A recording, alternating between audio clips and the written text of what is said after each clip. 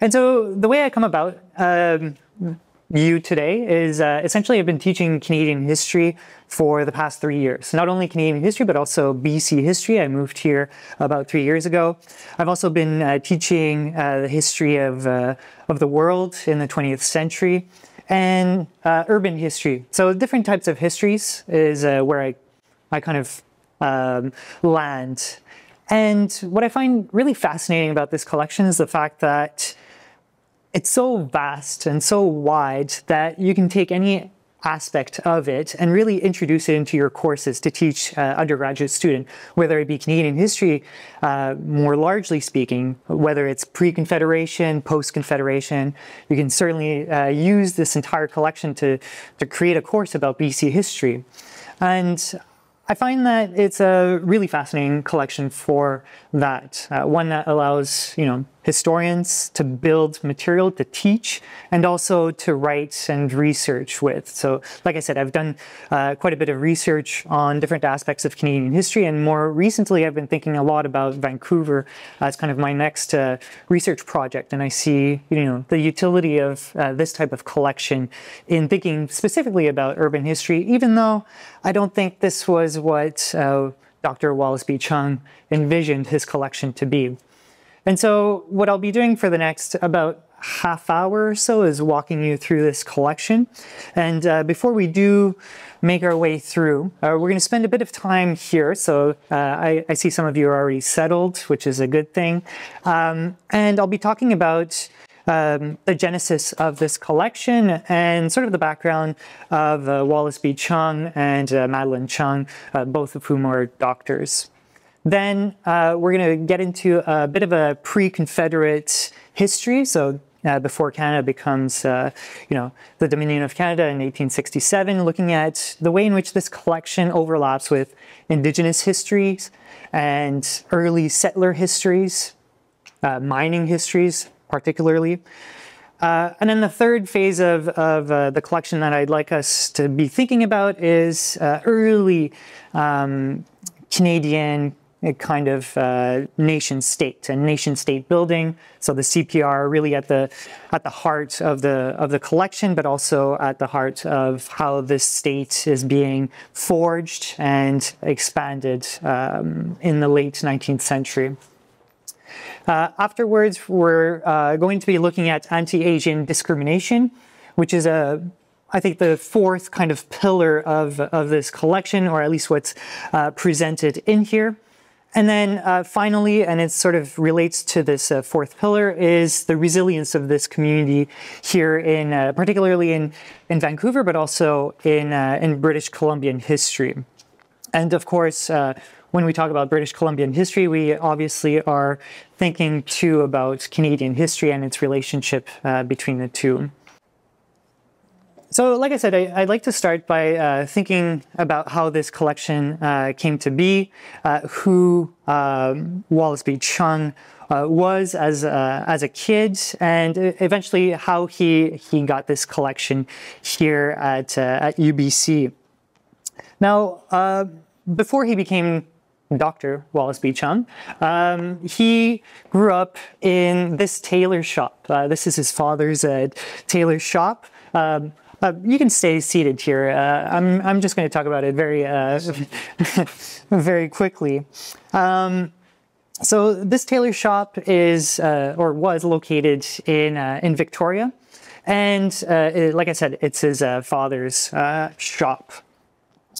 He would become very interested in the history of the CPR for a number of reasons, mainly because the CPR's steamships are what allowed his family to come to Canada. So they had this trans-Pacific network that would transport people to and from Asia or from North America. And the very ship that his mother eventually took to get to North America would, well, not the very ship, but a painting of that ship hung in the in his father's tailor shop. So every morning where every time he kind of stepped into that shop, he would see the very ship that his mother had taken to come here. And so this is sort of the genesis a bit of his fascination with the CPR, beyond simply the fact that, you know, his parents and grandparents, on his father's side, his grandfather actually came to Victoria. But his fascination with the CPR kind of grew from that and from his own background.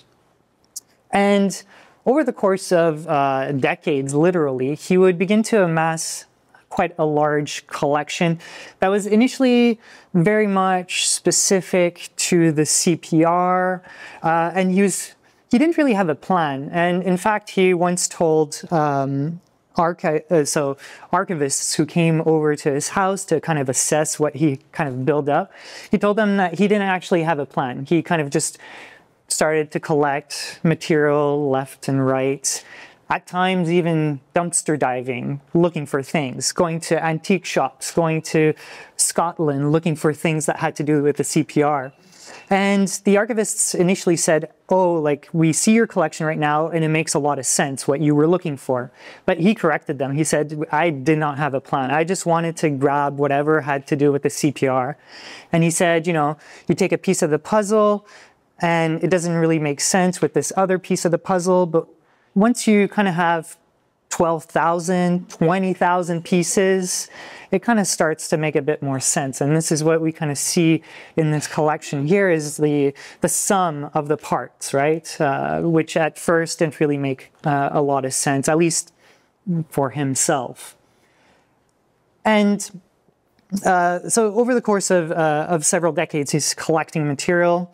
And at one point, he would, someone told him about this ship, about this very model ship. Again, this is the Empress of Asia, a model ship, a model of the ship that was painted here, or the model that his mother took to come to North America. This ship had been in really poor state. It had been left in the basement of a Toronto condo. It was in a really bad state. The paint was peeling off. I think one of the masts might have been also torn down. And he really wanted this ship to be restored. So he went off and asked some model shipbuilders, how much would it cost to refit this model ship that I got from Toronto? And the model builder quoted him, well, this will be myself plus an assistant, about 3 years' time. So we're talking about around $100,000. And this is in the 70s or 80s, if I'm not mistaken. So this is a lot of money. Even today, I don't think many of us would be willing to pay $100,000 to restore a ship. What he ended up doing instead is dedicating his entire time, his entire leisure time to fixing it up. So he became kind of an amateur restoration, ship model restorator on his spare time. He said that for the most part, this took place between 10 p.m. and 2 a.m. every single day for about, I think it was 6 years? 6 years, yes, that's right. So 6 years every day, or more or less every day from 10 p.m. to 2 a.m. So he was really dedicated, right, to not only the collection, but also to preserving this ship. And, along with the painting of the Empress of Asia, which we'll see further down in the collection. This is also perhaps the most prized possession that he held in his home. So over the course of several decades, he's amassing a bunch of memorabilia that relates not only to the CPR, but also to anything that has to do with the Chinese Canadian community, or Chinese folks who are in China, or in Canada, sorry. And as part of the memorabilia, we're talking about rare books, about anything that really had to do with the CPR. And here we see some of the cups that could be found on some of the CPR steamships or in the CPR railway lines. Now, the reason, at least my understanding of the way in which this is set up currently is you might be thinking, why would they put like a seabed with these cups beneath this boat? The thinking goes that one of his favorite ways to think about the extent of the history of the CPR on the Pacific is that you could most likely be able to draw a line with all the dishware that was left or put overboard by some of the dishwashers from the CPR. So literally the Pacific would be strewn with all this dishware. And this dishware was dirty, so the dishwashers, rather than washing those dishes, would just fling them overboard. And so if you were to go and scour the bottom of the Pacific Ocean, you could probably find a number of CPR related dishware. I'm sorry? Or Burrard Inlet. Or Burrard Inlet, yeah. Yeah. Where did he do this? I can imagine what his wife was saying. That's what, 10, 12 feet long? 13 feet is what I think it's supposed to be. And so Dr. Wallace B. Chung, a very accomplished doctor, along with Madeline Chung as well, a very accomplished doctor. I suppose they had a lot of space in their homes, or in their home, singular. So I was going to say the collection apparently was through 4 giant or quite big rooms in the basement, all of which were kind of stacked with a bunch of memorabilia, rare books, etc. I guess at this point we can kind of talk a bit more about once both doctors were well established in their positions and retired, they're looking for a place to kind of bequeath their collection. They're thinking about the long-standing presence of this collection, not just, you know, selling it off in different parts, but rather having the public access this enormous collection. This really important collection, like I mentioned a moment ago, how this collection helps us understand different parts of Canadian and even global history to a certain extent.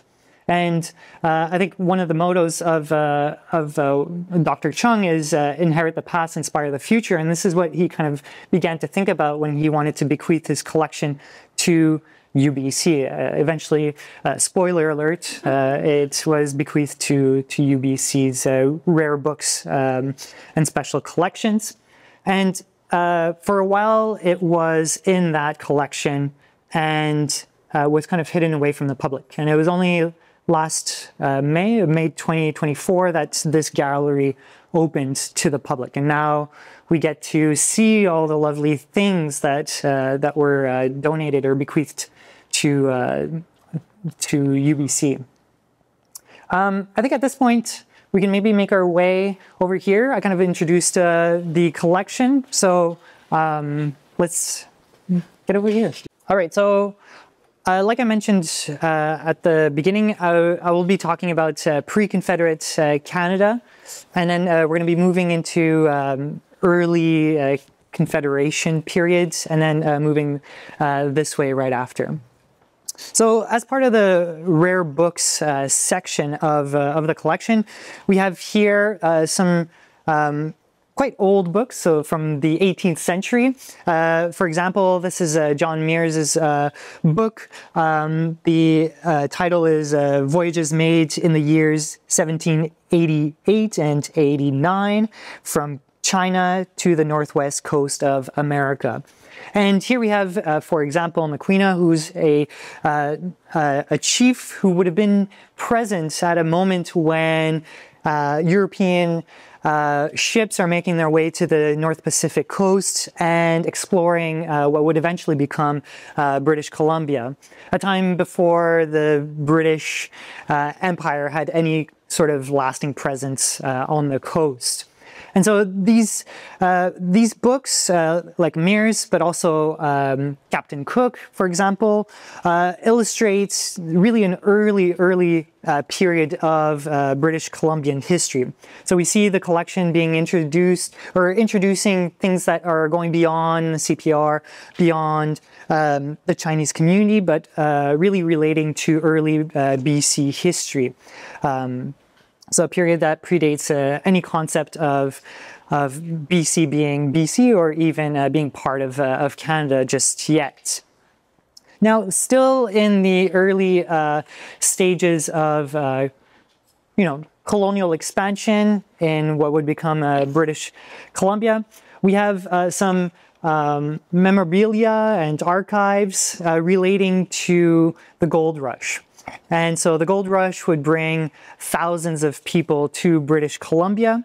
The year 1858 is perhaps, the most important year in British Columbian history because of the influx of settlers, of miners, of prospectors, people who reconceived the geography, the human geography of British Columbia, where, a landscape that was almost exclusively indigenous becomes completely, uprooted in a matter of just a short few years. And so thousands of Chinese sojourners came in search of Guansan, or Gold Mountain, in search of gold and riches. And this is really the beginning of an important Chinese presence in British Columbia. So the 1850s really brings an influx of tens of thousands of Chinese, particularly men, to British Columbia. So we're talking about mainly the Fraser Canyon, and eventually the Caribou as well. So both of which are part of the gold rush. And we're going to be talking about a later gold rush when Denise takes over and talks about the Lynn collection and about the Klondike as well. Now, of course, with the influx of thousands of prospectors, some of whom, like I mentioned, are Chinese, but many of whom are also Americans, we're talking about a lot of conflict, or zones of conflict between indigenous folks and prospectors, miners. And this would lead to the Fraser Canyon War. And it also led to the British, the British Crown thinking a bit more seriously about emphasizing a colony out here, and thinking about setting up permanent settlements, setting up a permanent military force. And it's the beginning of the formation of the colony of British Columbia, and eventually the province of British Columbia, which would join Canadian Confederation in 1871. So, like I said, we have an important early rare book segment here in the collection with these 18th and 19th century rare books, some of which are first editions, and as well with memorabilia on the gold rush. Now, the gold rush would bring a number of laborers, and these laborers of Chinese descent, which is again what Dr. Chung was mostly interested in, would also go on to work in different industries like salmon canning or coal mining. And again, he would collect material that relates to this as well. But the Chinese laborers would play an enormous role in the creation of the CPR and the CPR railway. And so this brings us to this section of the gallery, whereby we are led towards the Transcontinental Railway. So I'm just going to move this way.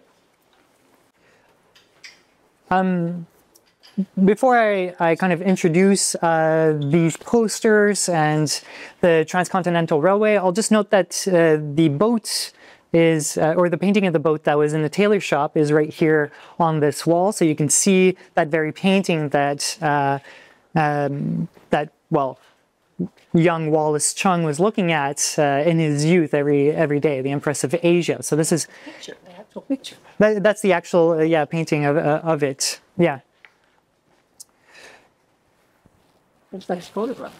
Right. And so the labor involved in creating the Transcontinental Railway was humongous. It involved, a number of settlers from Eastern Canada, but it also involved a number of Chinese laborers, all of whom were paid at a fraction of the wage of white workers. So they would be paid half the wages. They would also be given tasks that were much more dangerous than other laborers. At times would lead to deaths. So as the railway is being built, Chinese labor is indispensable, but also dispensable in both ways.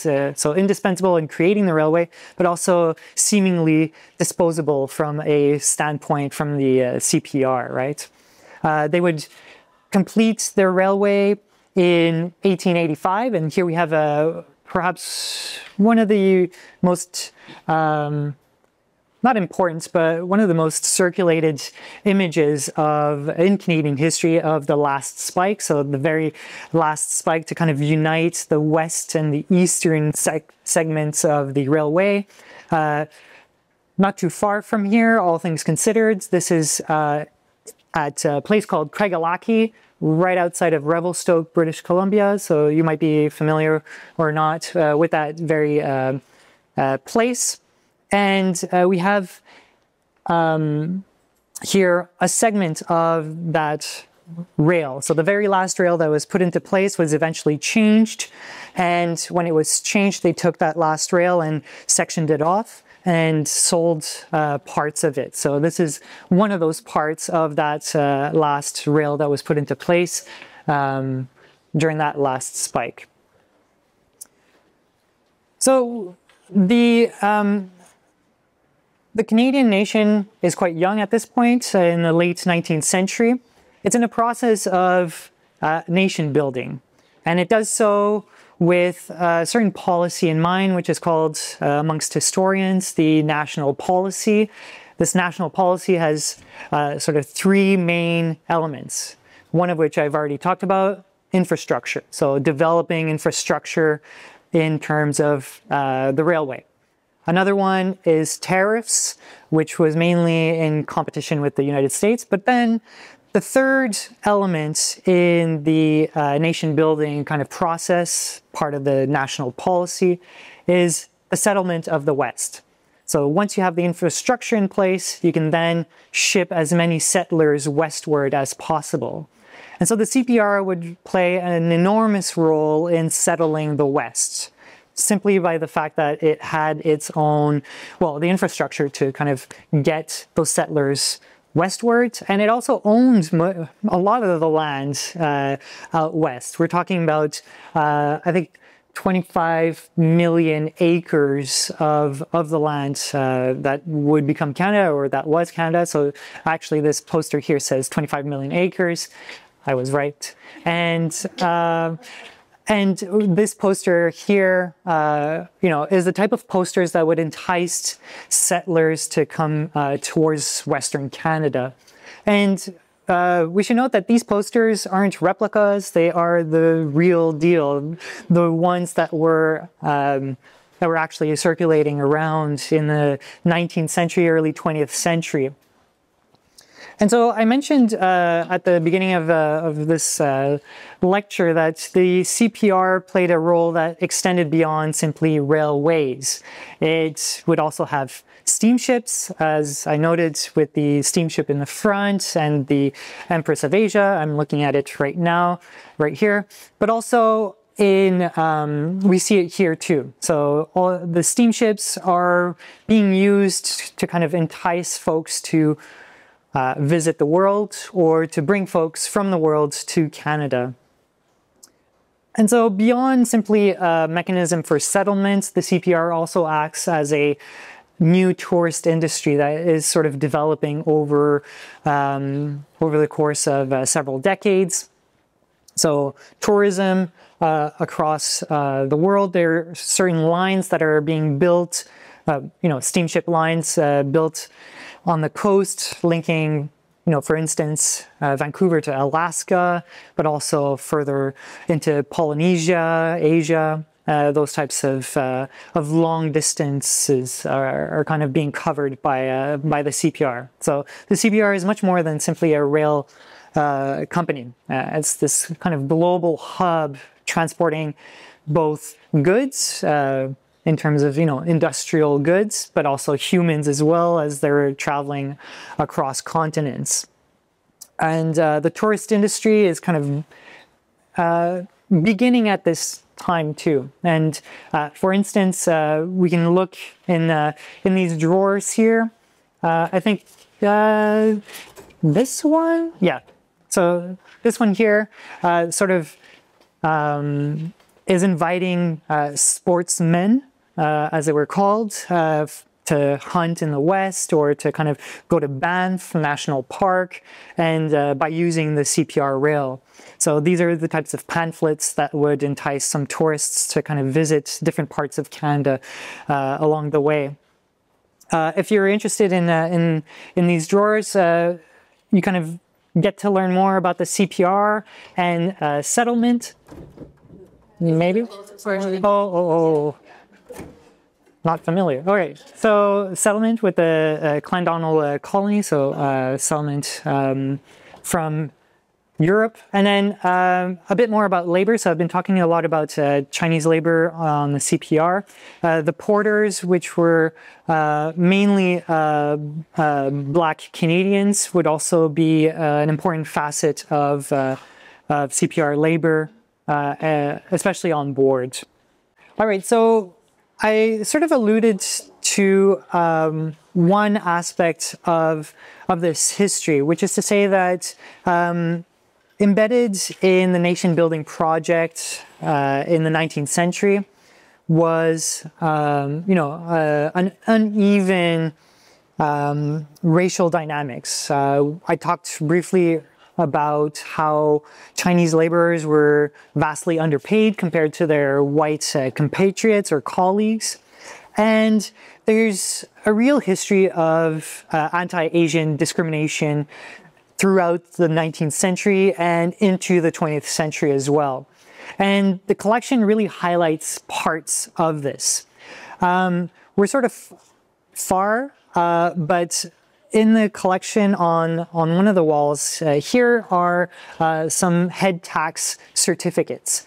Certificates that outlined certain members of the Chinese community having paid their taxes to enter Canada. And so this is a racist tax because it is based exclusively on race. So you are paying a tax to get into Canada based on your race, being Chinese. And, this would last for a number of years. And so anti-Chinese and to an extent anti-Asian discrimination was quite rampant in the late 19th century. You have some of this, some white supremacist documents that Dr. Chung collected as part of his collection. So here we have some white supremacist, again, documents like the White Canada Crusade. And really this anti-Asian sentiment came to a head mainly with or not mainly, but one evening in 1907 with the riots. So in September of 1907, we've got the anti-Asian riots that extended not only to the Chinese community here in Vancouver, but also to the Japanese community. So on Powell Street, the Japanese community was also targeted by white supremacists, and this white supremacist thinking was one that that was kind of flourishing on the west coast of North America. So in places like Washington State, particularly, where there was an anti-Asian sentiment, and it kind of some of the speakers who were speaking in Washington came across the border and also kind of fanned the flames of this anti-Asian sentiment, and eventually this grew and turned into a riot one evening where white supremacists went through the streets and thrashed both Chinese and Japanese storefronts. And here we have some of these images that were taken right after this. So you can see all the windows being broken and so on. Before you look at this poster, how prescient to today. Yeah, exactly. Like I said, very well, anti-Asian and very white supremacist too. It's quite explicit. So anti-Asian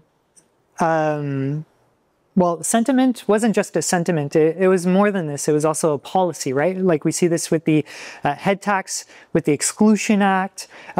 These are institutionalized realities, right? The state is putting into place certain policies to exclude Chinese migrants from coming to Canada or settling here, unlike, other European settlers. So, we're sort of at a turning point in the mid 20th century, mainly after the Second World War, where we see Chinese veterans playing quite an important role, fighting alongside, or not veterans, but Chinese military folks who are kind of fighting alongside Canadian forces or within Canadian forces, and we're seeing a turning point in the relationship between the Chinese community and the white community here in Canada. And this turning point would take place with the removal of the Chinese Exclusion Act. And in fact, Madeline Chung would arrive, I think it was the year after this Exclusion Act was repealed. So it was repealed in 47, she arrives in 48 in Canada, if my memory serves me right. And Madeline and Wallace would eventually meet in Montreal. I think it was in 53, where they were both kind of interning at McGill. I see one head nodding, so I might be correct in this. So yeah, in the mid 20th century, they're interning and they meet at that point. And so the rest of the collection, I think, speaks to the resilience of this community. So the way I kind of read this collection and the way it's kind of laid out, we see, early Canadian history. We see the labor of the Chinese community involved in a prosperous Canada, or helping make Canada a prosperous nation eventually. And then I was just speaking a moment ago about how the state really wasn't welcoming towards this community. And yet what we're seeing with the last part of this collection is the resilience of the community, and the community really maintaining dignity throughout this entire period. So I sort of invite you, I think I've taken up quite a bit of time. I invite you to kind of look at the images of the community here in this last section of the gallery. Maybe take a few minutes, and then we can reconvene, and then Denise can begin the Lynn collection tour. I have a confession to make. When I undertook leading this little group around the Lynn collection, I knew absolutely nothing about the Klondike, like zippo. I do have a doctorate in Canadian history, but my focus was Toronto. So we've done Montreal, now we have Toronto. What did happen was, and I'll tell a little anecdote to explain this. I was at a heritage event, and Heritage Vancouver wanted to do a little film about what heritage means to you, which I thought was a bit of a pompous subject, but anyway. I said, well, that when I spent a lot of time with 19th century people, I had a habit of falling in love with them. And I wanted to tell their stories. It was nothing more complicated than that. I just thought these people are important to me and I don't want their story to disappear. So when I was approaching the huge subject of the Klondike, I thought it might be simpler, and we only have time available, if I just relate the story of Phil Lynn, who was the benefactor of this collection, his grandfather, Johnny Lynn, because I think it captures what Phil had intended and his grandfather had intended in recording, in preparing his journals. He thought his story had merit. And so we'll begin at the beginning. Johnny Lynn was born in Southern Ontario in 1867. Interesting date. At the age of 16, he either left home or I suspect he might have run away. And he went to work on the railways in the United States. And this was a big success for a 16-year-old because he learned a lot about technology. He learned a lot about business. He learned a lot about timing. And so by the time he was in his early 20s, he was looking for a new adventure, and he flipped a coin whether he was going to go to the oil fields in Venezuela or north to the Yukon. And he chose the coin chose the Yukon. So he first went into an area of the Yukon which was called 40 Miles. And he developed relationships with other miners, found a few good partners, and they staked a few claims. And but he also spent his winters studying the technology of mining. There was elaborate processes that I won't take you through about how you had to thaw the ground, prepare the ground for the spring, and then you would sift through all of the soil and debris and find the gold. It was a medium success. But what happened was he was very well situated because this was before there was the discovery on the Canadian side of the Klondike, this immense gold resource. And so in contrast to, I think we've got the 100,000 people who set out for the Klondike, he was right on the spot. So he and his partner immediately pulled up stakes and moved to the El Dorado and Bonanza mining areas of the Yukon. And they staked claims early. He spent the next couple of years working about 20 hours a day. He had mastered the technology very well, and also had made very clear decisions of how his time and energy should be spent. And that meant avoiding Dawson City, gambling, drinking, and the girls. So that he was very, he was both ambitious, driven, but immensely disciplined. And he'd actually worked out a calculation of how much time he had to spend a day working on his various sluice chambers for the gold and preparing for the coming season. And he also was very interested in the topic of risk. And he could work out in his own mind how much risk was acceptable and how he could most effectively use the money that he was spinning off from the mine. And at one point, he and his partner employed 200 men at $20 a day, which was a daily output of $4,000. And they had calculated that they had sufficient gold to realize that kind of investment.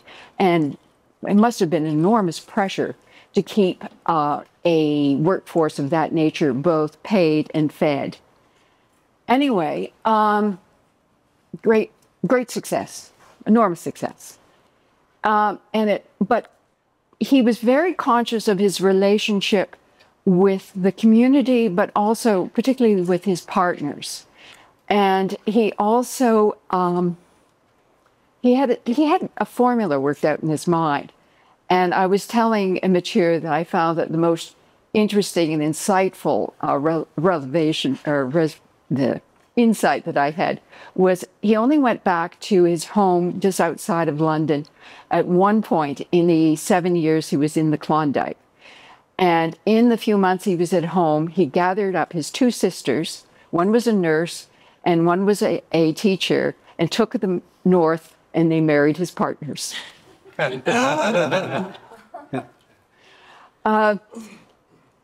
He also knew when to get out. Gold started to run out in the Klondike by about 1888, 89.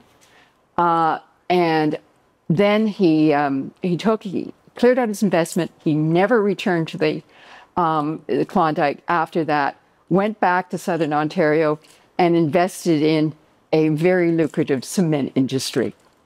And this was the foundation of the family fortune, which Phil then was very grateful to his father and his grandfather for maintaining, but also to pass on this story of application and ambition.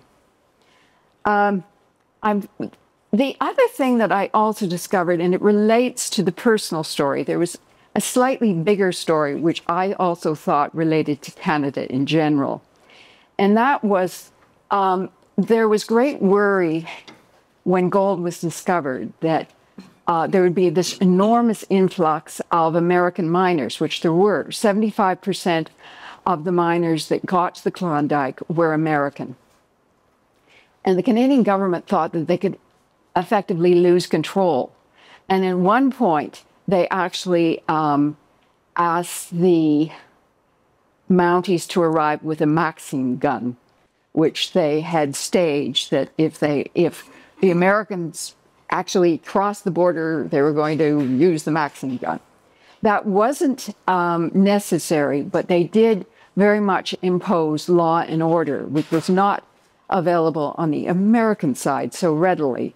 And they had a whole number of various rules and requirements. One of them was to pay royalties on the gold, which was a very significant step. And actually, the Klondike financed itself in its early years of government. But the other thing is they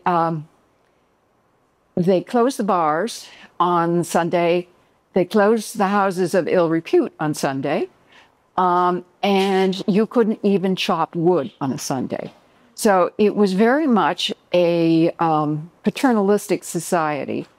And the thing that and they also put in a requirement that you could not enter into the Klondike area unless you had at least a year's supply of goods to maintain yourself.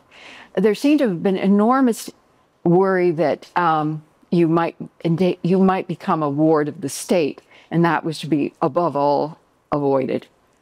And the whole mentality of the place was much more buttoned down than you would find on the other side of the border.